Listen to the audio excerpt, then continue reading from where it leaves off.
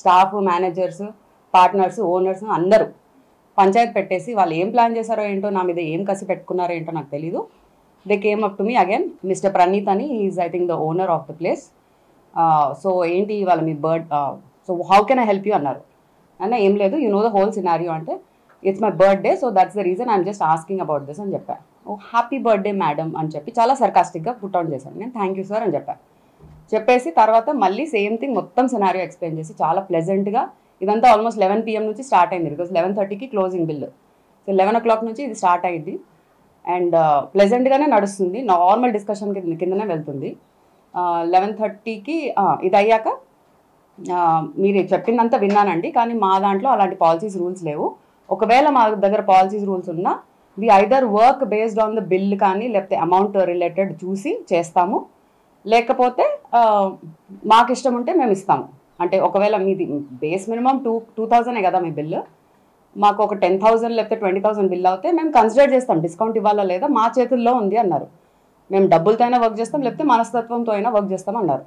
నేను అదే మనస్తత్వంతో నేను అడగడం జరిగింది, మీకు కేక్ ఇస్తారా అని, లేకపోతే కాంప్లిమెంటరీ ఏదో ఒకటి ఇస్తారా, ఒకవేళ ఇవ్వకపోయినా మీ సైడ్ నుంచి నాకు ఇచ్చి మీ అందరికీ నేనే పంచుతాను అని కూడా చెప్పడం జరిగింది.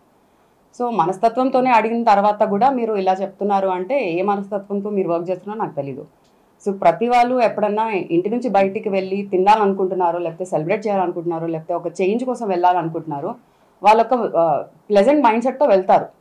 సో ఆ ఫుడ్ని మనం వాల్యూ ఇచ్చి రెస్పెక్ట్ ఇవ్వాలి, బికాజ్ మనం హార్డ్ అండ్ మనీ దాంట్లో పెడుతున్నాం. మనం వాళ్ళకి అంత బేసిక్, వాళ్ళు పబ్లిక్కి సర్వీస్ ఇచ్చే బిజినెస్ రన్ చేస్తున్నారు.